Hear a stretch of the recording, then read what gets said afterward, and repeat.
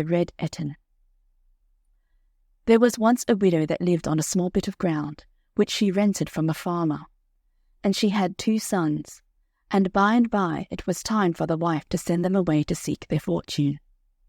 So she told her eldest son one day to take a can and bring her water from the well, that she might bake a cake for him. And however much or however little he might bring, the cake would be great or small accordingly, and that cake was to be all that she could give him when he went on his travels. The lad went away with the can to the well, and filled it with water, and then came away home again. But the can being broken, the most part of the water had run out before he got back. So his cake was very small. Yet small as it was, his mother asked him if he was willing to take the half of it with her blessing, telling him that if he chose rather to take the whole, he would only get it with her curse. The young man, thinking he might have to travel a far way, and not knowing when or how he might get other provisions, said he would like to have the whole cake, come of his mother's malison what like. So she gave him the whole cake and her malison along with it. Then he took his brother aside and gave him a knife to keep till he should come back, desiring him to look at it every morning, and as long as it continued to be clear, then he might be sure that the owner of it was well. But if it grew dim and rusty, then for certain some ill had befallen him. So the young man went to seek his fortune, and he went all that day, and all the next day, and on the 3rd day in the afternoon he came up to where a shepherd was sitting with a flock of sheep. And he went up to the shepherd, and asked him who the sheep belonged to. And he answered, "The red Etin of Ireland once lived in Ballaghan, and stole King Malcolm's daughter, the king of fair Scotland. He beats her, he binds her, he lays her on a band, and every day he strikes her with a bright silver wand. Like Julian the Roman, he's one that fears no man. It's said there's one predestinate to be his mortal foe, but that man is yet unborn, and long may it be so." This shepherd also told him to beware of the beasts he should next meet, for they were of a very different kind from any he had yet seen. So the young man went on, and by he saw a multitude of very dreadful beasts with 2 heads, and on every head 4 horns. And he was sore frightened, and ran away from them as fast as he could. And glad was he when he came to a castle that stood on a hillock, with the door standing wide open to the wall. And he went into the castle for shelter, and there he saw an old wife sitting beside the kitchen fire. He asked the wife if he might stay for the night, as he was tired with a long journey. And the wife said he might, but it was not a good place for him to be in, as it belonged to the red Etin, who was a very terrible beast, with 3 heads, that spared no living man it could get hold of. The young man would have gone away, but he was afraid of the beasts on the outside of the castle. So he beseeched the old woman to hide him as best she could, and not tell the Etin he was there. He thought, if he could put over the night, he might get away in the morning without meeting with the beasts, and so escape.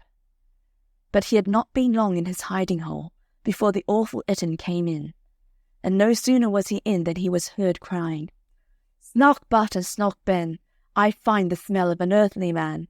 Be he living or be he dead, his heart this night shall kitchen my bread." The monster soon found the poor young man, and pulled him from his hole. And when he had got him out, he told him that if he could answer him 3 questions, his life should be spared. So the first head asked, "A thing without an end, what's that?" But the young man knew not. Then the second head said, "The smaller but more dangerous, what's that?" But the young man knew it not. And then the third head asked, "The dead carrying the living, riddle me that." But the young man had to give it up. The lad not being able to answer one of these questions, the red Etin took a mallet and knocked him on the head, and turned him into a pillar of stone.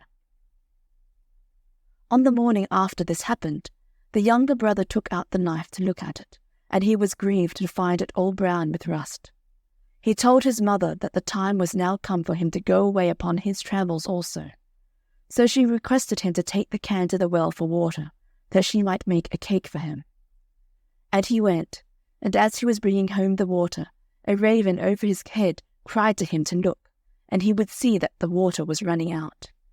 And he was a young man of sense, and seeing the water running out, he took some clay and patched up the holes, so that he brought home enough water to bake a large cake. When his mother put it to him to take the half cake with her blessing, he took it in preference to having the whole with her malison, and yet the half was bigger than what the other lad had got. So he went away on his journey, and after he had travelled a far way, he met with an old woman that asked him if he would give her a bit of his johnny cake. And he said, "I will gladly do that." And so he gave her a piece of the johnny cake, and for that she gave him a magical wand, that she might yet be of service to him, if he took care to use it rightly. Then the old woman, who was a fairy, told him a great deal that would happen to him, and what he ought to do in all circumstances. And after that she vanished in an instant out of his sight. He went on a great way farther, and then he came up to the old man herding the sheep. And when he asked whose sheep these were, the answer was, "The Red Etin of Ireland once lived in Ballaghan, and stole King Malcolm's daughter, the King of fair Scotland. He beats her, he binds her, he lays her on a band, and every day he strikes her with a bright silver wand. Like Julian the Roman, he's one that fears no man. But now I fear his end is near, and destiny at hand, and you're to be, I plainly see, the heir of all his land." When he came to the place where the monstrous beasts were standing, he did not stop nor run away, but went boldly through amongst them. One came up roaring with open mouth to devour him, when he struck it with his wand, and laid it in an instant dead at his feet. He soon came to the Etin's castle, where he knocked, and was admitted. The old woman who sat by the fire warned him of the terrible Etin, and what had been the fate of his brother. But he was not to be daunted. The monster soon came in, saying, "Snock but and snock ben, I find the smell of an earthly man. Be he living or be he dead, his heart shall be kitchen to my bread." He quickly espied the young man, and bade him come forth on the floor. And then he put the 3 questions to him.